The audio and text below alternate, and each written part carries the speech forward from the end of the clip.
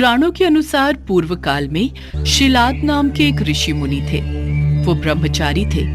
ब्रह्मचर्य का पालन करते करते शिलाद ऋषि मुनि को बुढ़ापा आ गया। अब उनके मन में एक भय सताने लगा। भय यह था कि बिना संतान उनकी मृत्यु के बाद उनका वंश समाप्त हो जाएगा। इसलिए उन्होंने अपने वंश को आगे बढ़ाने के लिए इंद्रदेव की कठोर तपस्या करने का निश्चय किया। एक दिन इंद्रदेव उनकी भक्ति से प्रसन्न होकर प्रकट हुए। हे मुनिवर, मैं आपकी भक्ति से अत्यंत प्रसन्न हूँ। मांगो, आपको क्या वर चाहिए? इंद्रदेव, मुझे वरदान दीजिए कि मुझे ऐसे पुत्र की प्राप्ति हो जिसे मृत्यु छू भी ना सके। मुनिवर, ऐसा पुत्र देने में तो मैं असमर्थ हूँ। आपकी ये इच्छा तो केवल देवों के देव महादेव ही पूरी कर सकते हैं। आप महादेव की तपस्या कीजिए, वो आपकी मनोकामना जरूर पूरी करेंगे। इंद्रदेव के कहे अनुसार शिलाद घने जंगलों के बीच बैठकर महादेव की कठोर तपस्या में जुट जाते हैं और कई सालों की कठोर तपस्या के बाद उनकी भक्ति से प्रसन्न होकर महादेव उनको दर्शन देते हैं। शिलाद, हम तुम्हारी तपस्या से प्रसन्न हुए। कहो, तुम क्या वर मांगना चाहते हो? हे प्रभु, मुझे आपके समान ही पुत्र चाहिए जो कि अयोनिजा हो और जिसको मृत्यु छू भी ना पाए। ये सुनकर महादेव मुनि शिलाद से बोले, हे मुनिवर, यूं तो मैं सारे जगत का पिता हूँ, फिर भी तुम मेरे पिता बनोगे। मैं तुम्हारा अयोनिज पुत्र होऊंगा तथा मेरा नाम नंदी होगा। इसके बाद महादेव अंतर्ध्यान हो गए। फिर ऋषि मुनि भी खुशी खुशी अपनी कुटिया में चले गए। कुछ समय बाद शिलाद भगवान शिव के नाम से यज्ञ कर रहे थे। उसी यज्ञ कुंड से एक बालक उत्पन्न हुआ। उस बालक का मुख बेहद ही मनमोहक और लुभावना था। वाह, कितना मनमोहक और सुंदर अंश है मेरे शिव का। अब तो ऋषि शिलाद की प्रसन्नता का कोई ठिकाना ही नहीं था। वह उसे अपने साथ घर ले आए और उसका लालन पालन करने लगे।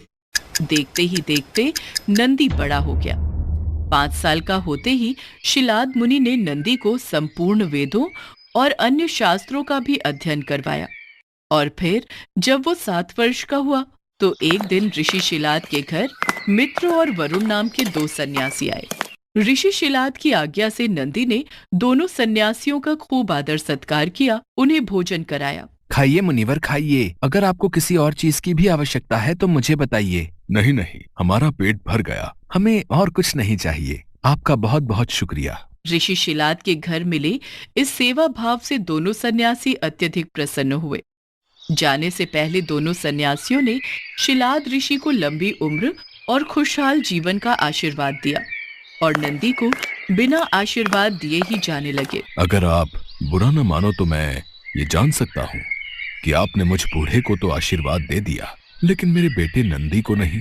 तब सन्यासियों ने बताया, हमें ये बात कहते हुए बेहद ही दुख हो रहा है, लेकिन सच तो यह है कि नंदी अल्पायु है, अर्थात उसकी आयु बहुत कम है। हाँ मुनिवर, उसके पास केवल 1 वर्ष का ही समय है। आपके इस पुत्र की आयु बहुत कम है, इसलिए हमने इसे कोई आशीर्वाद नहीं दिया। उन दोनों सन्यासियों की बातें सुनने के बाद अंदर जाकर शिलाद ऋषि नंदी को गले लगाकर फूट फूट कर रोने लगते हैं। तब नंदी अनजान बनते हुए उनसे पूछते हैं, पिताश्री, आपको ऐसा कौन सा दुख आ पड़ा जो आपका शरीर इस तरह कांप रहा है और आप फूट फूट कर रो रहे हैं? पुत्र, सन्यासियों ने बताया कि तुम अल्पायु हो और इस बात से मैं बेहद दुखी हूँ। तुम ही बताओ, मेरा ये दुख कैसे दूर होगा? पिता के मुख से ऐसी बातें सुनकर नंदी हंसने लगता है और कहता है, आपने मुझे स्वयं भगवान शिव के आशीर्वाद से पाया है, तो मेरे इस जीवन की रक्षा भी भगवान शिव ही करेंगे। आप इस बात की बिल्कुल भी चिंता न करो। फिर अगले दिन नंदी अपने पिता से आज्ञा लेकर महादेव की तपस्या करने के लिए भुवन नदी पर चले गए और वहां पहुंचकर वो नदी किनारे बैठकर शिव जी की कठोर तपस्या करने लगे। बालक नंदी की कठोर तपस्या देख महादेव कुछ समय बीत जाने के बाद नंदी के समक्ष प्रकट हुए, परंतु जब नंदी ने महादेव को देखा तो वो भूल ही गए कि वो लंबी उम्र के लिए तप कर रहे थे। तत्पश्चात महादेव ने कहा, नंदी पुत्र, मैं तुम्हारी तपस्या से बेहद ही प्रसन्न हूँ। मांगो, तुम्हें क्या वर चाहिए वत्स? प्रभु, मैं ताउम्र आपके सानिध्य में रहना चाहता हूँ। मुझे सदा के लिए अपने चरणों में जगह दे दीजिए। हे शिलानंदन, तुम्हें मृत्यु का भय कहाँ? तुम तो मेरे ही समान हो। तुम अजर अमर बनकर सदा मेरे संग ही रहोगे। तुम पर सदा मेरा प्रेम बरसता रहेगा। मेरी कृपा से तुम पर जन्म मृत्यु अपना प्रभाव नहीं डाल सकेंगे। तत्पश्चात शिवजी ने पार्वती माता से कहा, हे देवी, मैं नंदी का अभिषेक करके इसे गणाध्यक्ष बनाना चाहता हूँ। इस विषय में आपकी क्या राय है?